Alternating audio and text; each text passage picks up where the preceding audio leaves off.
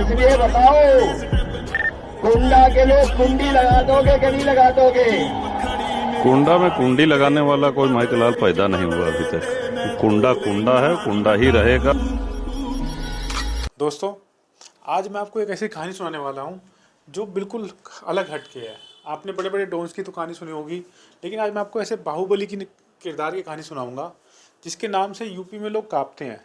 एक ऐसा किरदार जिसे कुछ लोग मसीहा कहते हैं, तो कुछ लोग उसे एक बाहुबली नेता कहते हैं, और कुछ लोग कहते हैं कि उसके जो राइवल्स को वो जिंदा मार के और झील में, उसके पीछे, घर के पीछे एक तालाब था, उसमें डाल देते थे। एक ऐसा नाम जिसके बारे में कहा जाता है, उसे कुछ कुछ नेताओं ने उसको कहा कुंडा का ये गुंडा है। एक ऐसा नाम जिसका नाम सुन के आसपास के जो विरोधी दल अपना नाम पर्चा वापस ले लेते थे।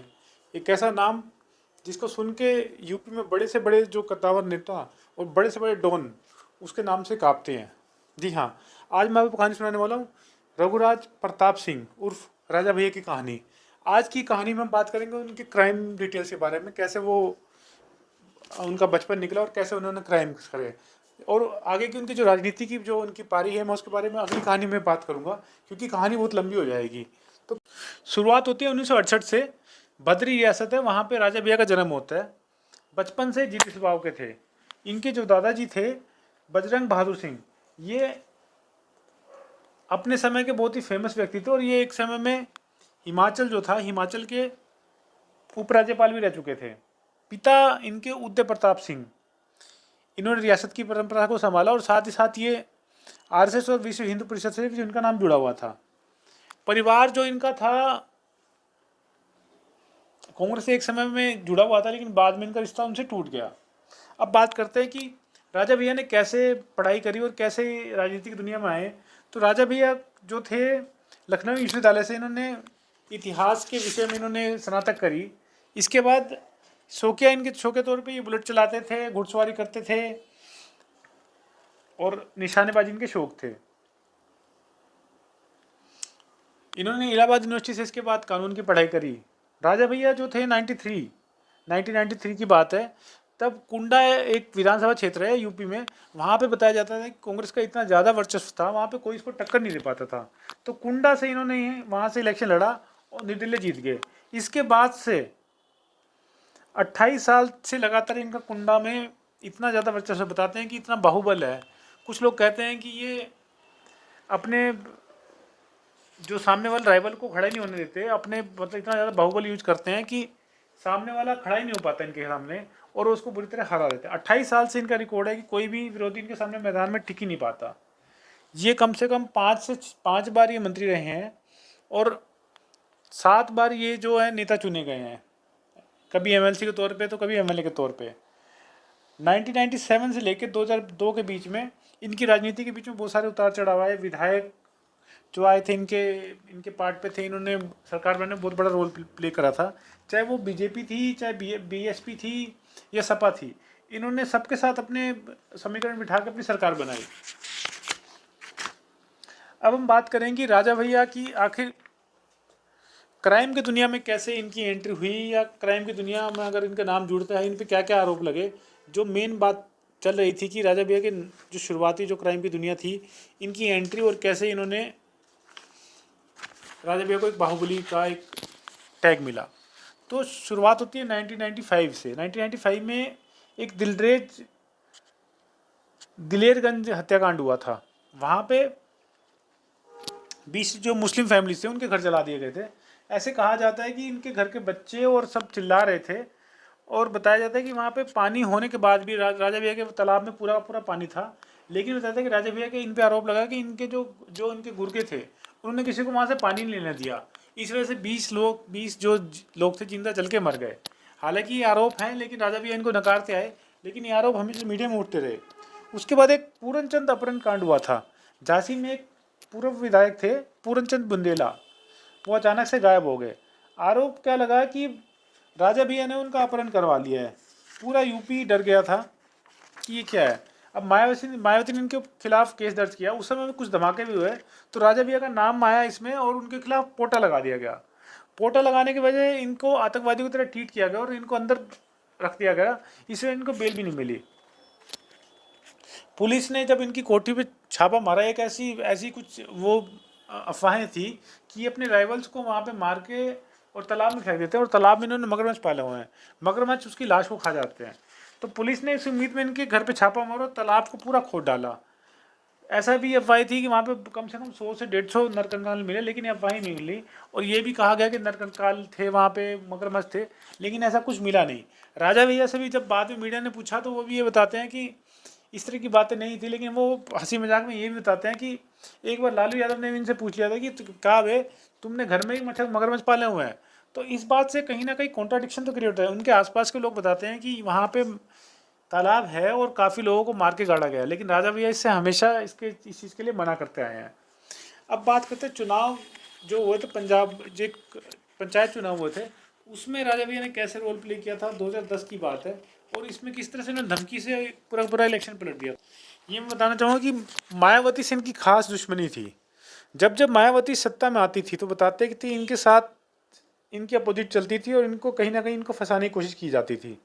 तो 2010 की बात है, मायावती की सरकार फिर से आ चुकी थी। इस बार इन पर आरोप लगाया कि राजा भैया ने पंचायत जो चुनाव थे उन्होंने अपने समर्थक को हराने के लिए दूसरे जो उम्मीदवार थे उन्हें धमकी दे के ही बिठा दिया था। और कहा जाता है कि उनके गुर्गे ने विपक्षी जो उम्मीदवार था उसको जान से मारने की धमकी दी और पुलिस ने केस दर्ज किया। राजा भैया को फिर से जेल में भेज दिया गया, लेकिन राजा भैया का वर्चस्व इतना ज़्यादा था, इतनी ज़्यादा उनकी राजनीतिक पहुँच थी, वो फिर से जेल से बाहर आ गए।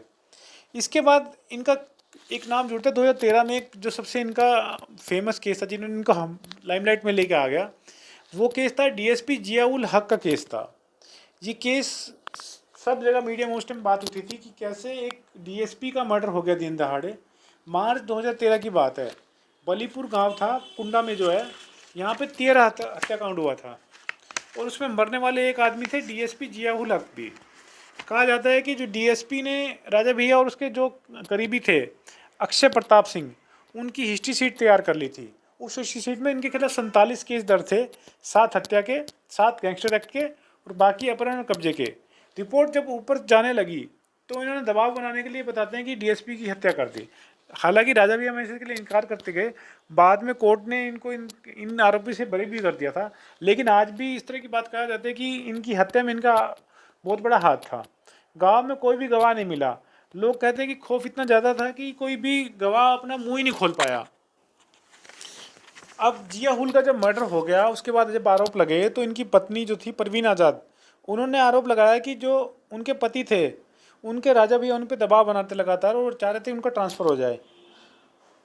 और वो इसी डर के कारण कि जिया उल हक कभी उनके खिलाफ एक्शन ले रहे हैं, कहीं ये बात ऊपर तक ना चल जाए, इसलिए जिया उल हक की उन्होंने उसका मर्डर करवा दिया। ये उन पर आरोप लगे।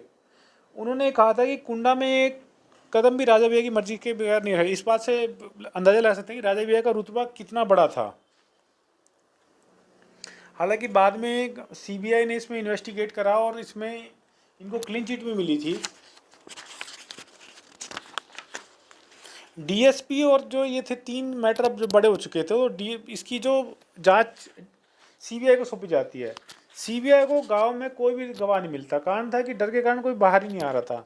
सीबीआई ने गवाहों के लिए एक फ़ोन नंबर भी जारी किया, इवन ईमेल आईडी भी जारी करी, लेकिन इसके बावजूद भी कोई भी तैयार नहीं हुआ। ये भी बताया जाता है कि मामले के दौरान जब गाँव के अधिकतर जो लोग थे, खासकर पुरुष थे, वो गाँव छोड़ के चले गए। इतना इनका डर था कि लोगों ने गांव छोड़ के ही भागना अच्छा लगा। सोचा कि राजा भैया के खिलाफ अगर हमने बयान दे दिया तो हम मारे जाएंगे। जो शहीद जिनको बाद में दर्जा दिया गया डीएसपी थी, उनकी पत्नी ने दिल्ली में सीबीआई टीम भेजने और फास्ट ट्रैक कोर्ट बनाने और इनके खिलाफ ट्रांसपेरेंट जो एक केस चलाने की उन्होंने एक मांग रखी थी। उसके बाद क्या था, डीएसपी ने जो गनर था, डीएसपी के जो गनर थे इमरान, जो मौके के समय भाग गया था, बाद में सीबीआई ने उसको पकड़ लिया। एक गांव हथीवगांव थाने में एओ थे मनोज शुक्ला और दूसरे पुलिसकर्मी थे। ये भी जब रेड पड़ी थी, जब रेड डाली थी उन गांव में आके, तो ये भी उसको छोड़ के भाग गए थे। सीबीआई ने राजा भैया, गुलशन यादव, रोहित सिंह, गुड्डू के कॉल डिटेल निकाले, लेकिन दावा किया जाता है कि वारदात के समय जो राजा भैया थे वो सीएम के आवास पे बैठे हुए थे। ये मुद्दा काफ़ी उछला। इसके बाद ये पॉलिटिकल मुद्दा भी बना ऐसा लग रहा था कि राजा भैया अब इस केस से कभी बाहर नहीं आ पाएंगे। इसके बाद राजा भैया फिर से कमबैक करते हैं और वापस इनको क्लीन चिट मिलती है और ये इस केस में से भी बाहर आ जाते हैं। हालांकि आज भी जिया उल हक की वाइफ आरोप लगाती है कि इसमें राजा भैया का हाथ था, लेकिन अब तक कोर्ट की कार्रवाई से ये प्रूव नहीं हो पाया कि राजा भैया का इसमें क्लियर हाथ था। अब इसके बाद हम बात करेंगे एक संतोष मिश्रा हत्याकांड था, जिससे बात उठी कि तालाब जो इनका तालाब और इनके मगरमच्छ की थ्योरी उठी थी। ये कैसा कहा जाता था कि इनके जो भी राइवल्स थे इनको मरवा के ये तालाब में डाल देते थे। तो यही कहानी यहीं से मशहूर हुई थी। ये कहानी इतनी मशहूर हो गई थी, लालू यादव ने एक बार इनसे पूछ लिया था जब ये निकल रहे थे इनके पास से, तो बोले कहा हो भैया सच में मगरमच्छ पाले हो गए तालाब में? लेकिन राजा भैया मुस्कुरा के वहाँ से चल दिए। ऐसा लग रहा था कि राजा भैया कुछ जवाब देना नहीं चाह रहे थे। उनके जो एक्ट थे वो बता रहे थे कि वो किस तरह की चीज़ों में इन्वॉल्व है या नहीं है। अब कहानी का टर्न लेते, एक संतोष मिश्रा नाम का युवक था। इसकी राजा भैया की जीप के साथ टक्कर हो जाती है। अब जीप से टक्कर होने के बाद इसकी राजा भैया के जो गुर्गे थे उनके साथ बहस हो जाती है।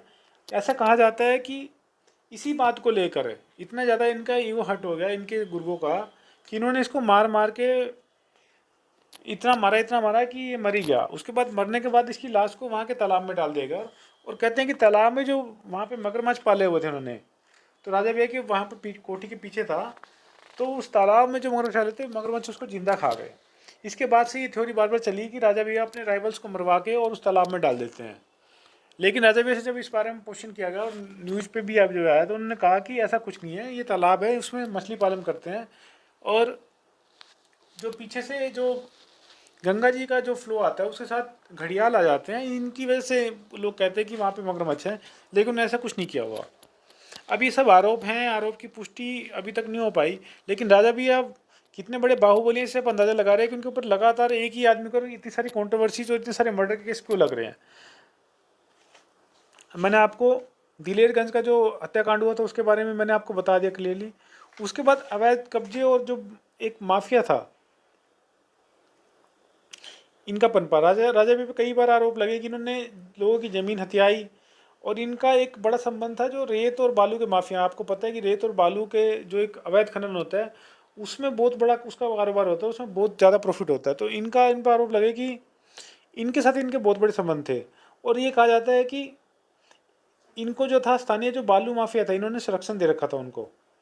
और यहाँ तक कहते हैं कि जो डीएसपी जिया उल हक की हत्या हुई थी उसके पीछे भी यही विवाद था, बालू को लेकर विवाद था। जब जिया उल हक नहीं माने और इन्होंने के खिलाफ चार्ज बना के और हिस्ट्री शीट बना के ऊपर भेजने के लिए बताने की कोशिश करी, तो जिया उल हक का रेड दिखा के कि रेड में आए थे और उन पर हमला हुआ और लोग मार दिया, और इसी कारण से जिया उल हक की मर्डर भी किया गया।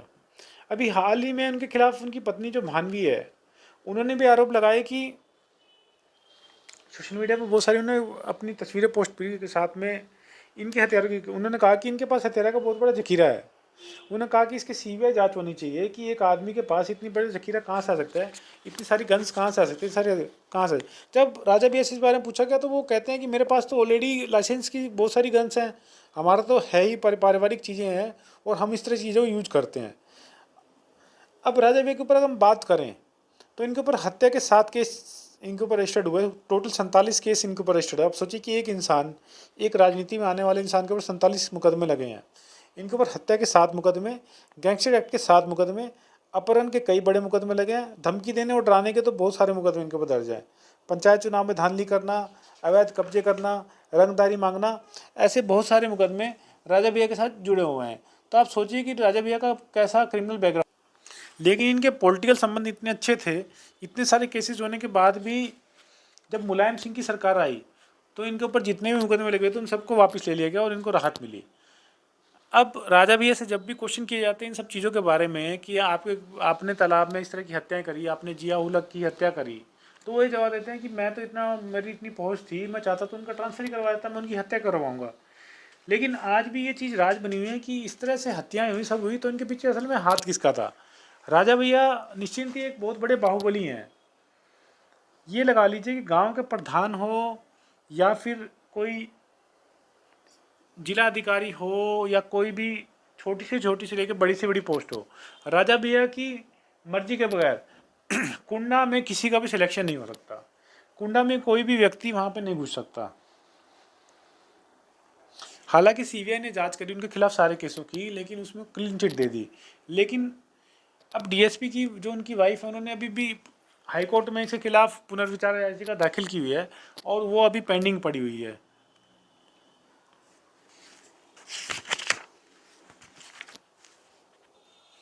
अब राजा भैया की बात करें कि इनके पास कितनी संपत्ति और कितने हथियार हैं, तो 2017 में इन्होंने एक चुनावी हलफनामा भरा था। उसमें इन्होंने बताया कि इनकी कुल संपत्ति जो अनुमानन है वो 25,84,000 रुपये है। जो बैंक में इनकी नकदी 3,19,000 रुपये रखी हुई है।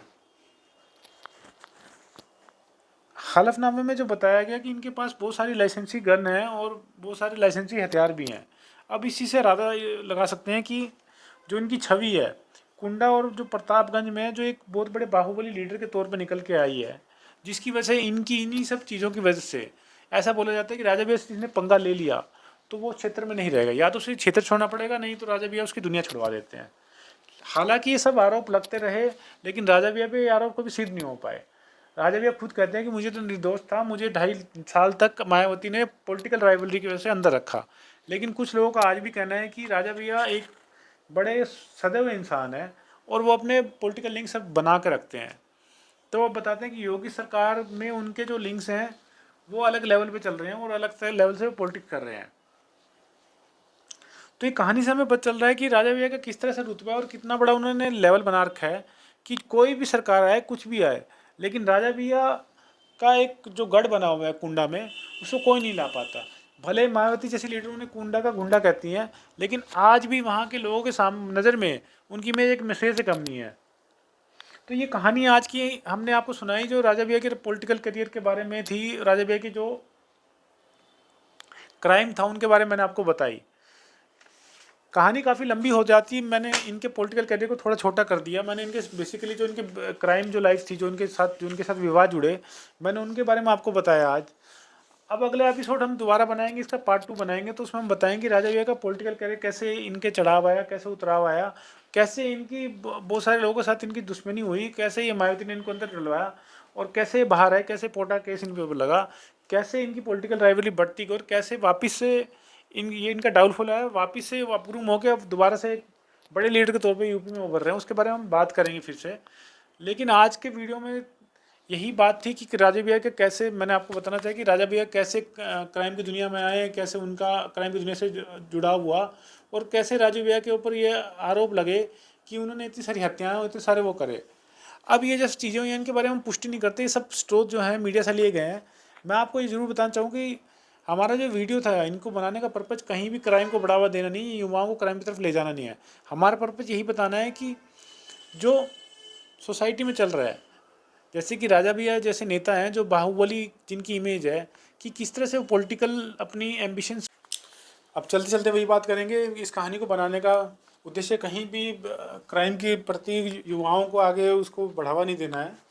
इस कहानी को बताने का सिर्फ इतना रीज़न है कि ताकि आपको पता चल सके कि सोसाइटी में क्या होता है, सोसाइटी में कैसे जो गैंगस्टर हैं कैसे अपग्रूम होते हैं, कैसे छोटे छोटे जो क्रिमिनल्स हैं इतने बड़े गैंगस्टर बन जाते हैं और कैसे इनकी क्राइम की शुरुआत होती है। इस कहानी को बताने का किसी की भावनाओं को ठेस पहुँचाने का हमारा कोई भी उद्देश्य नहीं है। इसी कहानी के साथ हम अपना एंड करते हैं अपनी इस स्टोरी का। आशा करते हैं कि आपको स्टोरी पसंद आएगी। अगर आपको लगता है कि हमें किसी और पर्सनैलिटी पे भी ऐसी वीडियो बनानी चाहिए, कमेंट सेक्शन में जरूर बताइए। अभी हमारी जो सीरीज़ चल रही है वो क्राइम की सीरीज़ चल रही है, तो इससे रिलेटेड अगर आप कोई भी इन्फॉर्मेशन देना चाहते हैं, कोई भी अपनी बात रखना चाहते हैं, हमें कमेंट सेक्शन के माध्यम से हमें बता सकते हैं। आपको हमारी वीडियोज़ कैसी लग रही हैं हमें ज़रूर बताइए। और अगर आपको हमारी वीडियोज़ पसंद आ रही हैं तो हमारी वीडियोज़ को लाइक कर दीजिए, चैनल को सब्सक्राइब कर दीजिए और वीडियोज़ को ज़्यादा से ज़्यादा शेयर कर दीजिए। फिर से हम एक नई स्टोरी मिलेंगे, तब तक हमारे साथ बने रहिए भारत गुरु न्यूज़ पर। धन्यवाद।